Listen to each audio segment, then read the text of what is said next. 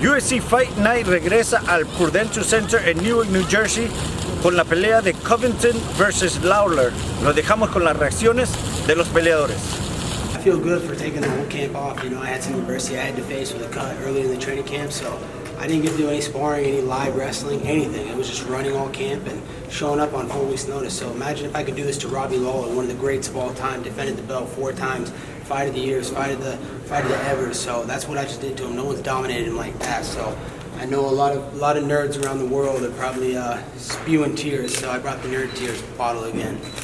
I've always known since I was a little kid that I just have an extra lung, and my will is unbeatable. There's not a man alive that can keep up with that cardio. You know, I build that cardio in the bedroom, and I keep it here in the UFC octagon. So, you know, it was amazing to have the first family front row. You know, they gave me extra motivation, being able to talk to Don Jr., talk to Eric Trump, talk to Kimberly Guilfoyle backstage before I went out. Just gave me that extra push to really go 5 hard rounds and be ready for anything Robbie Lawler threw at me. And Donald Trump, Mr. President, you know, he tweeted out support for me before the fight, and then after the fight he gave me a call. He just said he appreciates everything I've done. He wants me to come back to the White House and shake his hand again and hang out with him in the Oval Office, and he just appreciated how much I do and the hardworking American. You know, I haven't been given anything. I've had to work and earn everything I have, and I fight for everything. So he appreciated that, and we just talked about, you know, this was a landslide, just like it's going to be a landslide in 2020 with the election.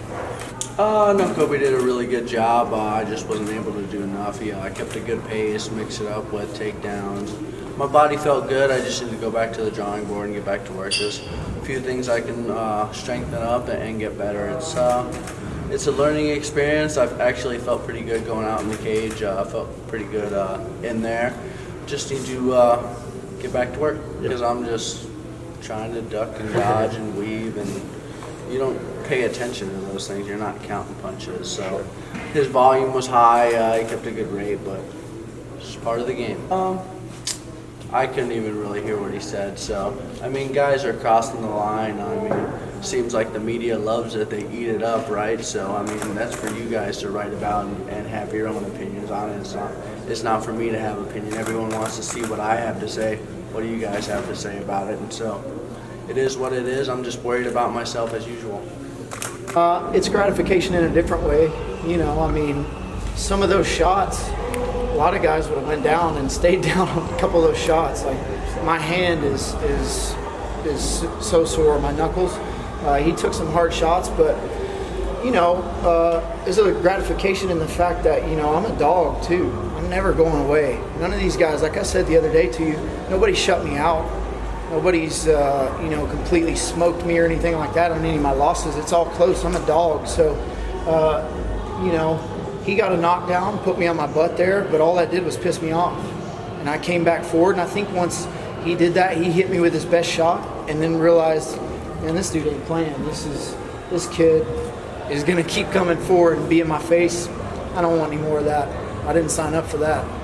Man, it's a dream come true, really it is. You know, so, I mean, it's a different purpose now. It's a different sort of purpose with fighting. You know, before, it was anything I could do to avoid the real world for a little bit, fighting for myself and to be the best I could be. But now with the family, and for him, it's a different purpose. So to be able, and you know, he's too young, he won't remember it, but he's going to be in those picks. And to be able to share this with him is so special, man, because you know, I've openly said it, but I came up without a dominant father figure, so I had to learn a lot on my own. So you know, for me, it's being a dad is about showing him how to achieve goals, and this is my platform to do that. You know, I'm not going to tell him how to do things. I'm going to show him. So when he looks back, he knows, hey, Pops, he set a goal. You know, he had a dream. He went up there and he put it all on the line for everybody to see. And this is how he got it. He didn't talk about it. He went out there and did it. So yeah, to show him, that's the ultimate, you know, for me. He felt me tying up his hands pretty good, so he wasn't going to be going too crazy. And another thing is too, certain guys I wouldn't do it with, but it'd be very few. They'd have to be more grapplers, because I actually want you to explode up and show some dynamic movement, because if you create an opening, I can capitalize on it. I need motion to make motion. If we both just sit there and lock down, it's kind of hard to move, and I really got to struggle, and I'll probably give up an opening. So I was tying up his hands to get him to really explode up to give me a position where I could shrink or readjust. People here, and I only say most because I don't know everyone, but my buddy Brendan Allen, who just got UFC, he fought Trevin too, and I knew he was a nice guy, gentleman all weekend. It's just a fight. I got no animosity against him. I saw he was out. I felt him tap. I let go, and as soon as I did, there was no one even close. I looked up, no one even close. I just snatched the legs up, let the blood flow to his brain, so he gets his wits back about him. No reason to take any additional damage or lack of oxygen to the brain if you don't need to. He's my little brother, so I pushed him a little bit. Like, hey, you did so much. We trained so hard, and for who you're doing this, everything. So that pumps him up, and he went to the second round and finished him really good, really technical and super clean. And we practiced this so many times. I just remembered him like, hey, we did this so many times. It's like for you, it's nothing special. So just do whatever you're gonna do and whatever we did the last 10 weeks. And yeah, it helped. You also remembered him that he is with him because I was translating what he said in German, and I know the feeling between brothers. He remembered him. He said, "Nasrat, I'm with you," and I think that had a big effect on Nasrat. I don't call any specific names. I was supposed to fight John McDessie, so if we can reschedule this as soon as possible, it's unfinished business. And Sean, send me the contract. Everybody who's in my corner, who's really close to me, they're like my family, And try to keep distance with people who are not close to me. Like if you see this, my brother Ahmad, for example, he came straight from Morocco, straight from the airport to the commentary to be the translator today. My brother's 24/7 with me. For us, Sahabi is also a brother like this. And he's really close to my heart. It's not just my head coach, And it was just funny, We just played around. I went for the leg lock because he likes leg locks, and we enjoyed the moment. I don't know. Maybe the line was he turned into like a symbiont or something like that, right? Like a venom. It's like a cocoon thing. It's definitely coming with its bad sides of it, but you grow your hair out a little bit and everybody freaks out, But yeah, it was a struggle for a couple years there. It really was, and it wasn't easy. And without the support of my wife and my family and my team, I wouldn't have gotten through it.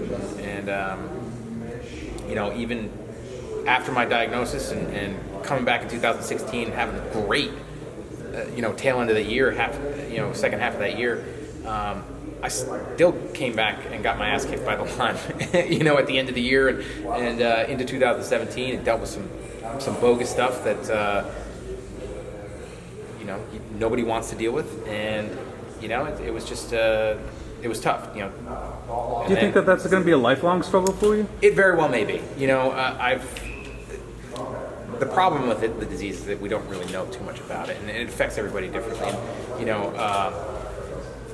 I was in rough shape, but I've met people that completely changed their lives, and it's ridiculous that there's not as much research on it, and development of either tests or vaccines or a cure for it. I think one of the biggest things is the fact that one, I'm comfortable with being uncomfortable, and you just have to fight back. You have to, and there were plenty of days where I did not feel like getting out of bed, but it's like, hey, I'm fighting in 4 weeks. You got to get up and do something, Jim. And I struggled through camps and trained in a way that wasn't to my strengths, just to get through it. But putting up with that little bit of a grind and continually trying to be healthy, not only to combat the disease, but to be a better athlete, and just doing a little bit of exercise as well. And when it comes to the medication and all the supplements and stuff that I was taking, I don't know how much of that helped. I think some of them, obviously the doxycycline helped, but I did some mushroom therapy. Maybe that helped. I changed my diet to anti-inflammatory diet for the most part. And, I still have beer here and there, but try to cut down on dairy and gluten and all that stuff. But just fighting it every day, I think, is kind of what help me get to where I am, and it might come back, and that's one of the things why I say, you know, I'm taking it fight by fight, because if it does, it might be hard to stay the course and to continue through it, because I know what it can lead to, and you know, it's been a long road, but I'm not at the destination yet, you know. I still got plenty of road to travel. Great. Con imágenes de David Calderón desde Newark, New Jersey, en el Prudential Center, para Visión, Uriel Bello.